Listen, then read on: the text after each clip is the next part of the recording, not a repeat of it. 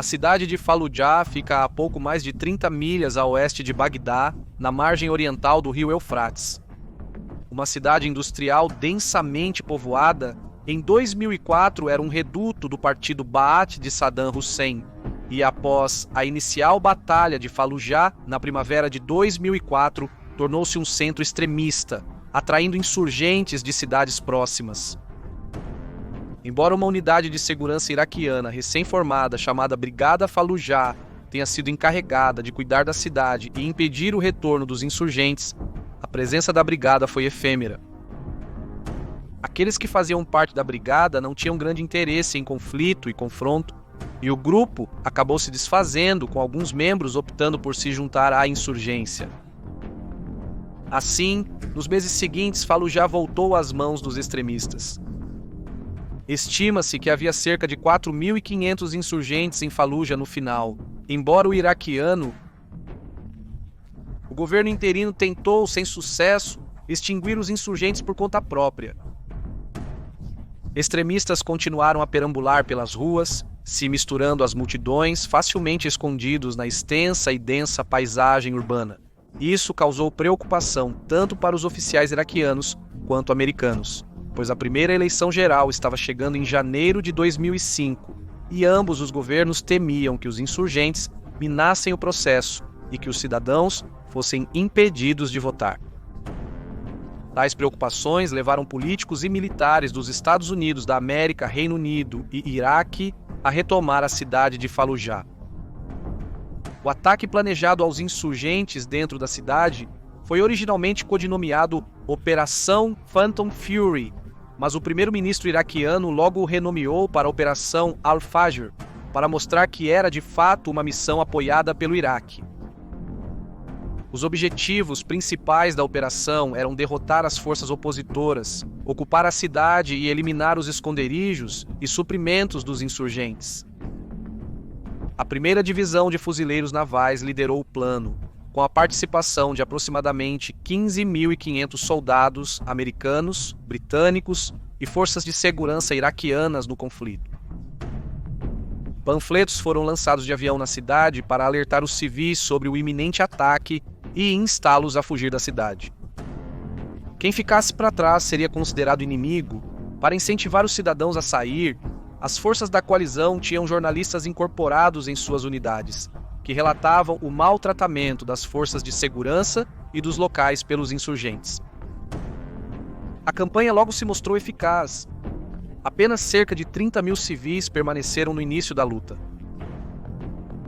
Em preparação para o ataque iminente, os insurgentes começaram a construir e plantar centenas de IEDs, cavaram túneis sob os prédios para serem usados como rotas de fuga e plantaram esconderijos de suprimentos que eles poderiam acessar entre os combates. Porque acreditavam que as forças da coalizão atacariam do sul ou sudeste, concentraram a maioria de suas defesas aqui. Enquanto isso, as forças da coalizão se preparavam, analisando os erros cometidos na primeira batalha de Fallujah e as lições aprendidas daquele conflito inicial. Eventualmente, concluíram que precisavam reunir informações, posicionar suas forças e, em geral, passar mais tempo se preparando e planejando. É por isso que a batalha só começou em novembro. Para ajudá-los a se preparar, eles coletaram dados meticulosos sobre o ambiente, acumularam suprimentos e examinaram cuidadosamente a melhor maneira de atacar, incluindo a identificação de possíveis posições de atiradores, bloqueios de estradas, depósitos de armas e outras informações importantes. Durante outubro, as unidades participantes aprenderam os procedimentos operacionais padrão umas das outras, permitindo que tivessem mais confiança entre si e fossem totalmente integradas como uma única unidade, em vez de operar separadamente. As forças da coalizão também realizaram ataques de sondagem ao sul e sudeste da cidade para despistar o inimigo, fazendo-os acreditar que este seria o ponto de seu ataque principal. Eles também ergueram uma base militar falsa. A operação iniciou-se na noite de 7 de novembro, quando a força-tarefa Wolfpack, composta por unidades do Exército e dos Marines dos Estados Unidos da América, invadiu Fallujah pelo oeste. As forças da coalizão, primeiro, garantiram um hospital, que a inteligência havia determinado que estava sendo usado como um centro de comando. E então, eles capturaram 2 pontes para fora da cidade, dificultando os movimentos insurgentes para dentro e fora de Fallujah. No dia seguinte, um ataque aéreo de 12 horas começou no sul e sudeste da cidade para distrair os insurgentes, fazendo-os crer que eram atacados apenas por essa direção. Unidades extras foram enviadas para a fronteira Iraque-Síria, a fim de bloquear pontos de entrada, evitar a chegada de reforços inimigos e impedir a fuga de insurgentes.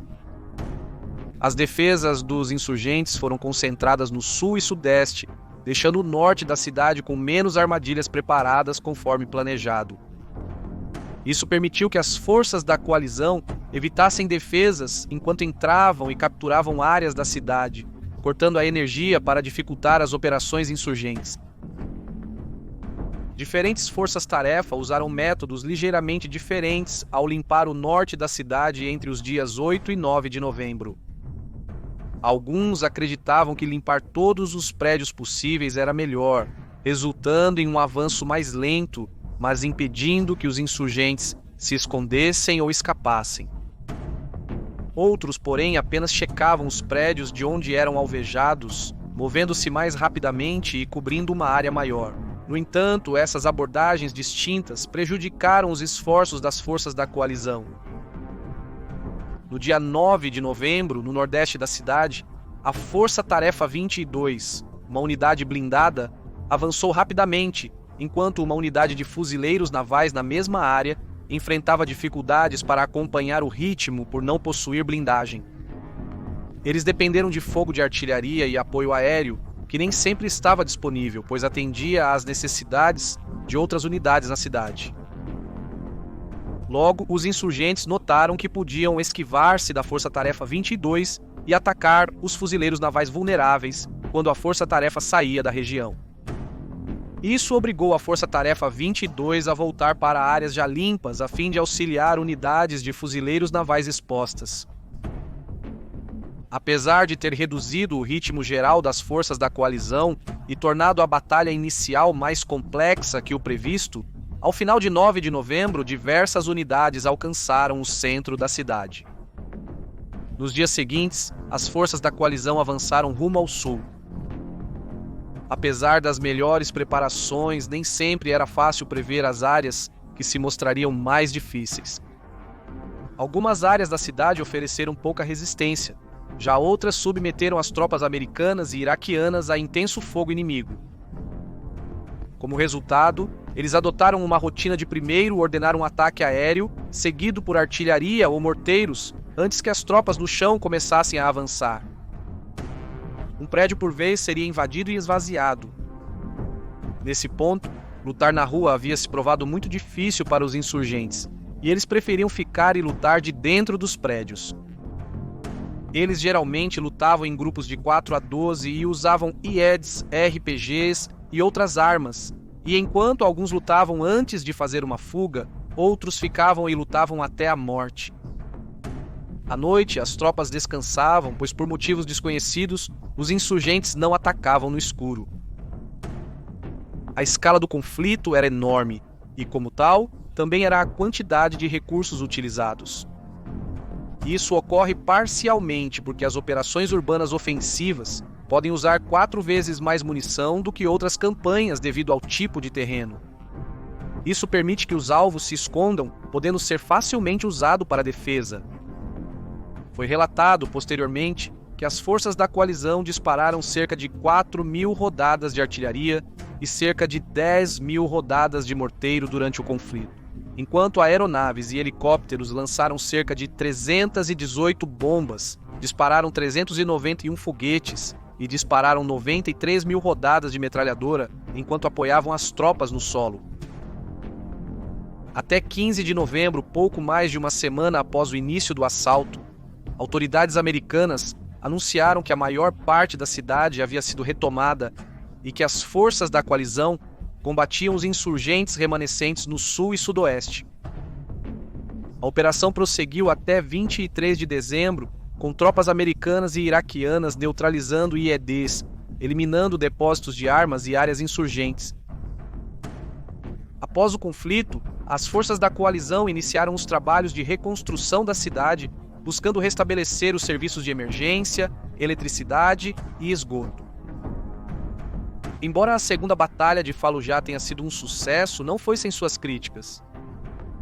Em 10 de novembro de 2004, o Washington Post relatou que fósforo branco estava sendo usado na batalha, com um jornalista que estava incorporado à Força-Tarefa 22, alegando que eles viram canhões de artilharia disparando projéteis de fósforo branco. Esses projéteis, citação, criam uma cortina de fogo que não pode ser extinta com água. Insurgentes relataram ataques com uma substância que derretia a pele, reação consistente com queimaduras de fósforo branco. No ano seguinte, o documentário Fallujah, o Massacre Oculto, apoiou as alegações de que os Estados Unidos da América usaram armas de fósforo branco, que impactaram forças inimigas e civis, causando mortes e queimaduras químicas. Reportagens de 2004 também notaram que corpos haviam sido encontrados parcialmente queimados ou derretidos, enquanto o documentário de 2005 mostrou imagens gráficas de queimaduras químicas tão severas que penetraram até os ossos de civis, incluindo crianças. Embora o embaixador dos Estados Unidos da América no Reino Unido, Robert Tuttle, tenha tentado negar as alegações de que o fósforo branco foi usado como arma durante o conflito, o porta-voz do Departamento de Defesa dos Estados Unidos da América, Tenente-Coronel Barry Venable, disse à British Broadcasting Corporation que os relatórios estavam corretos e que tais armas haviam sido usadas como parte de uma estratégia para tirar insurgentes de edifícios, alegando, cito, quando você tem forças inimigas que estão em posições cobertas, que seus projéteis de artilharia de alto explosivo não estão tendo impacto e você deseja tirá-los dessas posições, uma técnica é disparar um projétil de fósforo branco na posição, porque os efeitos combinados do fogo e da fumaça, e em alguns casos, o terror causado pela explosão no chão, irá expulsá-los dos buracos para que você possa matá-los com explosivos de alto poder. Vários outros escândalos relacionados ao conflito logo surgiram. Em novembro de 2004, um fuzileiro naval dos Estados Unidos da América foi criticado após um vídeo exibido na National Broadcasting Company News mostrar o militar atirando em um insurgente iraquiano ferido, alegando que este fingia estar morto. Uma investigação do Naval Criminal Investigative Service, logo após a exibição das imagens, concluiu que o fuzileiro agiu em legítima defesa. Por volta dessa época, um veículo de notícias francês alegou que homens e meninos entre 15 e 50 anos foram impedidos de deixar a cidade antes do conflito, pois eram considerados em idade de combate. Isso explicava os cerca de 30 mil civis que ficaram na cidade após o aviso do conflito iminente. Em 2009, também houve algumas críticas ao fato de as forças americanas terem usado projéteis de urânio empobrecido durante a batalha. Esses projéteis são usados para a penetração de armaduras, mas eles dispersam poeira de urânio empobrecido, que ainda é radioativo no ambiente ao impactar.